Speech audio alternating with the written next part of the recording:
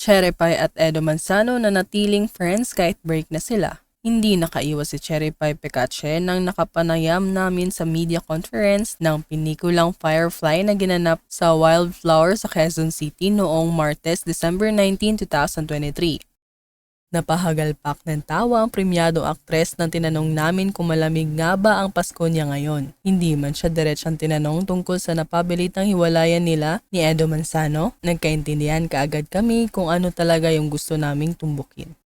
Ani naman ni Cherry Pie, siguro di ba sa edad kong ito ngayon, I cannot depend on my happiness anymore on somebody else. Besides, dapat din buo ako or whatever o kumpleto ako, magmamahal ako, di ba? Parang ganun uli. Hindi na kami nakapagtanong uli, pero nilinaw ng aktres na napanatili nila ni Edo Manzano ang magandang friendship nila.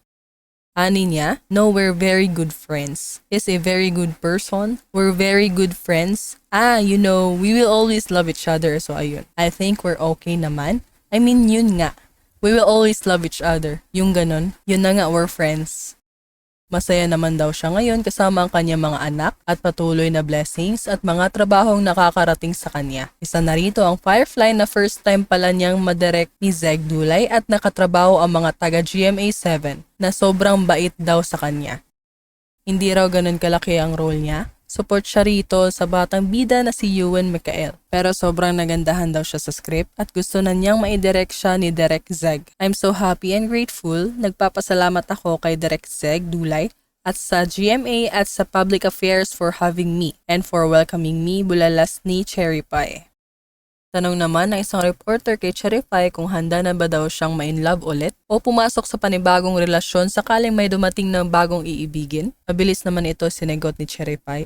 Oo naman, bakit hindi, di ba? Pero habang wala pa, edi maging masaya ako sa sarili ko, lalo na after ng pandemic, yung self-love ko, yung hindi ko na pwedeng iasa ang kaligayahan mo o yung kabuluhan mo bilang isang tao sa ibang tao.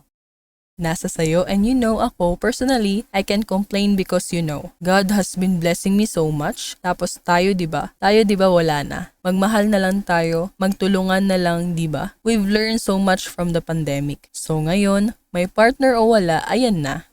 May partner o wala, okay lang 'di ba? Let's be grateful. Inamin din ng aktres na hindi ganun kadali sa kanya ang hiwalayan na yun. Syempre hindi rin, di ba? Tipid niyang sagot. Tumango naman siya nang tinanong kung nakapag-move on na ba siya ngayon.